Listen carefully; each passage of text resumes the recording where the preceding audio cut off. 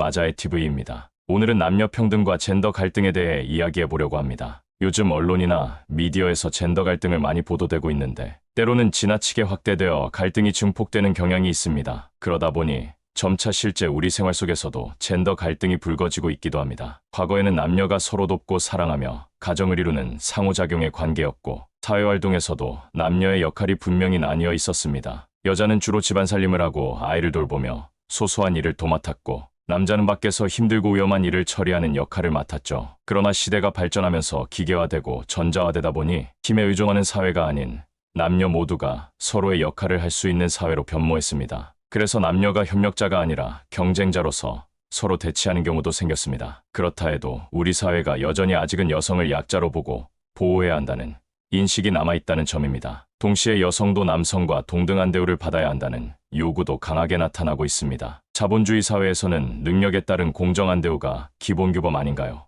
여성이라도 특정 분야에서 업적과 능력이 있다면 반드시 그에 맞는 대우를 받아야 하겠죠. 여성이라는 이유로 합당한 대우를 받지 못하거나 직급이 낮아지는 일은 있어서는 안 될 것입니다. 그러나 반대로 여성이기 때문에 과도하게 예우받거나 보호받는다면 남녀 갈등 요인이 될 수가 있지 않나요? 그리고 업무 능력이 분명하게 차별이 나는데도 남성과 동일한 대우와 임금을 요구한다면 남성에게는 오히려 역차별이 될 수 있고 경영자 입장에서도 여성을 채용한다는 것은 손해로 여겨질 수 있습니다. 만약에 강제로 그렇게 하라고 법이 만들어진다면 한국에서 사업을 접고 다른 나라에서 사업을 하고 싶어지겠죠. 회사원이라면 때로는 먼 나라에 파견을 보내야 할 때도 있고 사업을 위한 술자리에 나갈 일도 있을 것이며 더욱 거친 일에 뛰어들어야 할 일도 있을 것입니다. 그런데 여성은 그 일이 적합하지 않아 할 수가 없다면 기업 경영자 입장에서는 동일 직종이라고 남성과 동일한 월급을 줄 수가 없을 것인데 강제적으로 동급으로 맞춰라 한다면 그건 공산주의 획일화된 정책이라고 봅니다. 이건 만약입니다. 예를 들어서 공무원들은 눈이 오면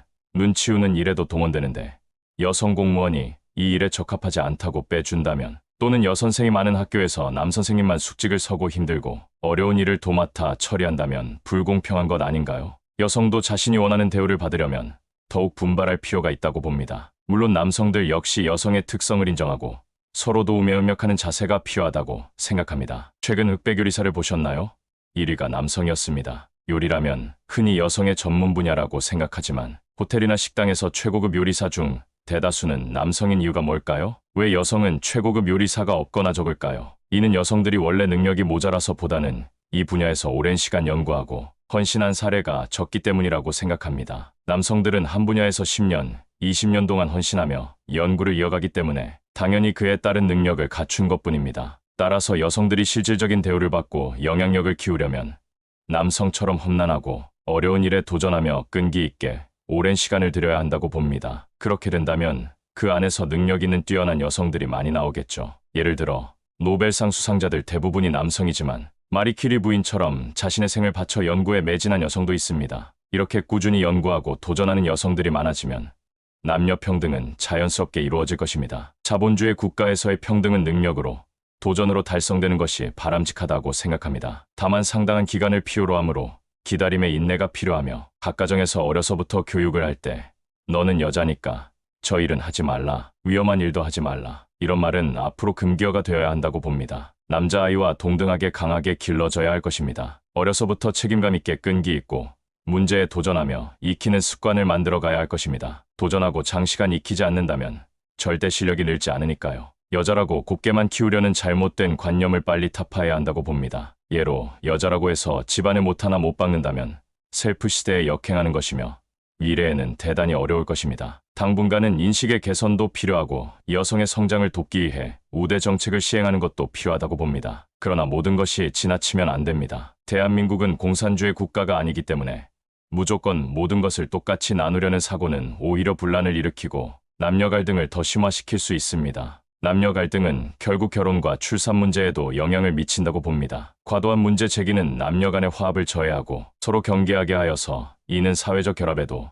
지장을 줄 수 있다고 생각합니다. 사회는 남녀가 쉽게 다가갈 수 있는 분위기를 조성하고 국가와 기업에서도 그런 정책을 만들어가는 것이 중요합니다. 요즘은 사회 여건이 변하고 의식이 달라져서 웬만하면 아이를 많이 낳지 않으려고 합니다. 그러나 꼭 경제적 어려움 때문에 결혼을 못하고 아이를 낳지 않는 것은 아니라고 봅니다. 과거 더 어려운 시절에도 자녀를 많이 낳았지 않았습니까? 현재도 여전히 가난한 많은 나라에서 출산이 활발히 이루어지고 있죠. 최근 일론 머스크가 한국 인구가 현재보다 3분의 1로 줄어들 것이라고 언급한 적이 있었습니다. 머스크는 11명의 자녀를 둔 사람으로 똑똑한 사람들이 더 많은 자녀를 낳아야 나라가 부강해진다고 생각하는 사람입니다. 그러나 아마도 우리 한국인들은 머스크, 그대가 걱정할 필요가 없다고 말할 것 같습니다. 우리는 애완견과 살고 필요하다면 로봇과 복제인간과 함께할 준비가 되어 있으니까 하면서 아직은 역설적인 말이지만 한국의 미래가 정말 그렇게 될지도 모릅니다. 그런 게 아니라면 이민을 받아야 하는 상황도 고려할 수 있습니다. 그러나 유럽을 반면교사로 연구가 필요합니다. 난민을 받은 유럽 각국은 혼란이며 범죄가 기승을 부립니다. 스웨덴 같은 복지국가에서도 이민자와 현지인 융화에 실패해서